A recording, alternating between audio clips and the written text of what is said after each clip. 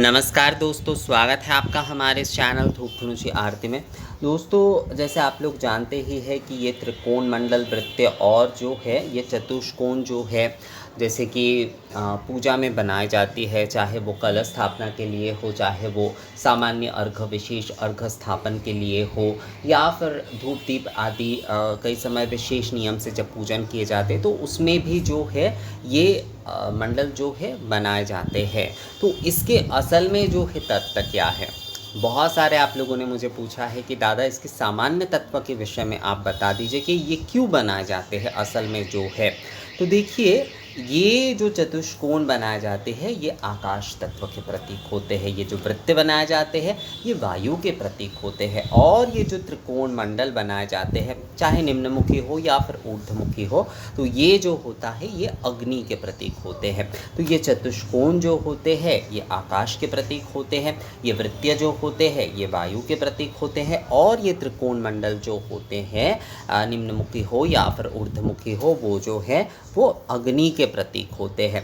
तो यही होता है इसके सामान्य तत्व। सामान्य तत्व की अगर हम बात करें तो ये यही होता है कि इसीलिए जो है पूजा में इन तीन तत्व का देखिए, अग्नि जो है वायु के बिना अग्नि नहीं होता है, और अग्नि के धूम्रक से ही जो है वायु में पंचवायु आदि के माध्यम से जो है वो देवता तक पहुंच रहा है सभी कुछ। और आकाश क्या होता है? स्पेस होता है, यानी कि आकाश में सभी कुछ जो है वो समाहित होता है। तो अग्नि, वायु और आकाश यही जो है इस मंडल को बनाने का मूल तत्व है।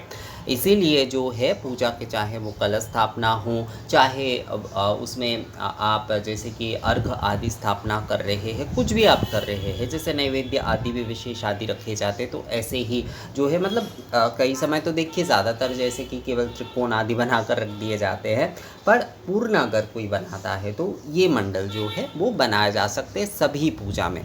देव पूजा देवी पूजा में जो है देवी पूजा में निम्नमुखी होगा और देव पूजा में जो है ऊर्ध्वमुखी होगा। मतलब वृत्य और चतुष्कोण के साथ जब देवी पूजा होगी, देवी पूजा में आप मंडल बनाएंगे वृत्य और चतुष्कोण के साथ, तो अवश्य रूप से ये त्रिकोण जो है वो निम्नमुखी होगा। और जब देव पूजा के लिए आप कर रहे हैं वृत्त और चतुष्कोण के साथ, तब वो जो है वो ऊर्ध्वमुखी होगा। तो ये विषय थोड़ा सा जो है आपको ध्यान में रखना है। इसके मूल तत्व, इसके साधारण तत्व यही है कि ये जो है ये चतुष्कोण जो है ये आकाश के प्रतीक है, ये वित्तीय जो है ये वृत्तीय जो है ये वायु के प्रतीक है, और ये त्रिकोण जो है ये अग्नि के प्रतीक है। तो अग्नि पंचवायु में और जो है सभी कुछ जो है आकाश में समाहित हो रहे हैं, तो इसीलिए जो है ये बनाए जाते हैं। आप में से बहुत सारे लोग कहते हैं कि दादा अगर हम ज्योति आदि या फिर जो है जो कि अखंड ज्योति या फिर अखंड धुनी आदि अगर हम प्रज्वलन करते हैं तो क्या इसमें हम कर सकते हैं? हाँ, बिल्कुल कर सकते हैं, कोई समस्या उसमें बिल्कुल नहीं है। आप बिल्कुल कर सकते हैं, इस मंडल को बनाकर ही जो है आप कर सकते हैं, उसमें कोई समस्या बिल्कुल नहीं है। तो ये जो मूल विषय, इसका मूल तत्व यही है कि ये जो चतुष्कोण हम बनाते हैं, सर्वप्रथम जो है हम त्रिकोण बनाते हैं, उसके बाद जो है वृत्त बनाते हैं, और उसके बाद चतुष्कोण बनाते हैं।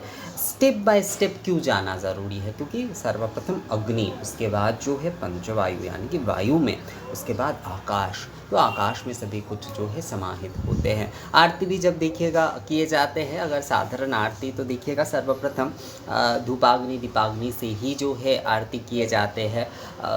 तो उसके बाद जो है वो लास्ट में जाकर जो है चामर आदि से जो है आरती के चामर या फिर जो है व्यजन से आरती किए जाते हैं, क्योंकि स्पेस वो होता है आकाश तत्व का प्रतीक। स्पेस में जो है सभी कुछ जो है समाहित होते हैं। तो यहाँ पर भी वही विषय है, सर्वप्रथम जो है हमें त्रिकोण बनाना होता है, उसके बाद जो है हमें वृत्त बनाना होता है, उसके बाद हमें चतुष्कोण बनाना होता है। तो त्रिकोण जो होता है वो अग्नि के प्रतीक होते हैं, जो वृत्त होता है वो वायु के प्रतीक होता है, जो चतुष्कोण होता है वो आकाश तत्व के प्रतीक होता है।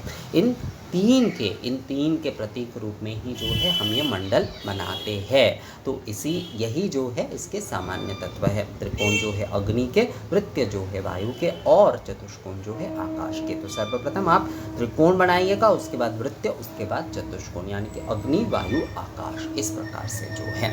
तो मुझे लगता है ये विषय जो है आप लोगों को समझ में आ गया है। इसके बारे में अगर आप लोगों का और कोई सवाल आदि है तो आप लोग मुझे कमेंट्स करके या मेल करके पूछ सकते हैं। मिलते हैं आपसे अगले वीडियो में, तब तक के लिए नमस्कार।